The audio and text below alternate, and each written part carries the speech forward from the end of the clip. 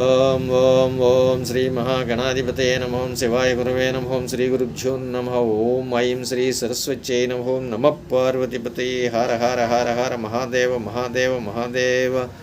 సౌందర్యలహరి ఛానల్కు స్వాగతం సుస్వాగతం. వీక్షకులైన భక్తులందరికీ నమస్కారాలు. మనం శ్రీమద్ భగవద్గీత 7వ అధ్యాయము జ్ఞాన విజ్ఞాన యోగము క్రితం 29వ శ్లోకం వరకు చదువుకున్నాం. ఈ రోజున 30 నుంచి చదువుకున్నాం సమయాన్ని బట్టి.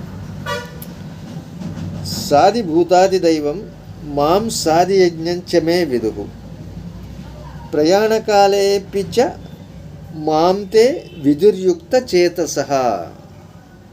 ఆది భూత ఆది దైవ ఆది యజ్ఞములతో పాటు అందరికిని ఆత్మరూపుడనైన నన్ను అంత్యకాలమునందైనను తెలుసుకుని వారు నిశ్చల బుద్ధితో నన్నే చేరుతురు.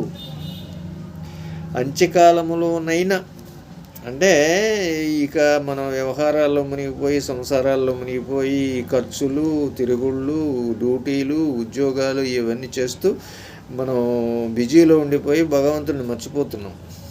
కాబట్టి అంత్యకాలం చనిపోయే ముందైనా నన్ను గనక తలుచుకున్నట్టయితే నన్ను తెలుసుకున్నట్టయితే నన్ను చేరతాడు అని చెప్పేసి అర్జునుడితో చెప్తున్నాడు. ఓం తత్సతి శ్రీమద్ భగవద్గీతాసూపనిషత్సు బ్రహ్మ విద్యాయాం యోగశాస్త్రే శ్రీకృష్ణార్జున సంవాదే జ్ఞాన విజ్ఞాన యోగో నామ 7వ అధ్యాయ. 7వ అధ్యాయం అయిపోయింది. 8వ అధ్యాయంలోకి వస్తున్నాం. ఓం శ్రీ పరమాత్మనే నమః. అదా 8వ అక్షర పరబ్రహ్మ యోగం. అర్జునుడు అడుగుతున్నాడు మళ్ళీ దీంట్లోకి వచ్చేటప్పటికి ఏమంటున్నాడు?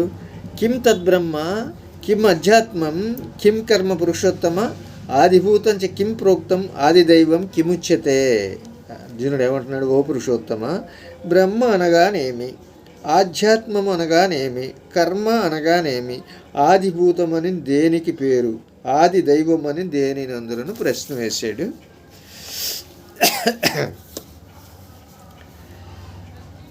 ప్రశ్న వేస్తే ఆదియజ్ఞం కథం కోత్ర దేహేస్మిన్ మధుసూదన ప్రయాణకాలే చ కథం జ్ఞేయోసి నేతాత్మభి.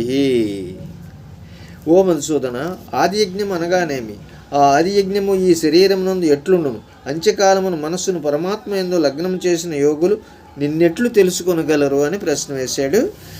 భగవాన్ వాచ.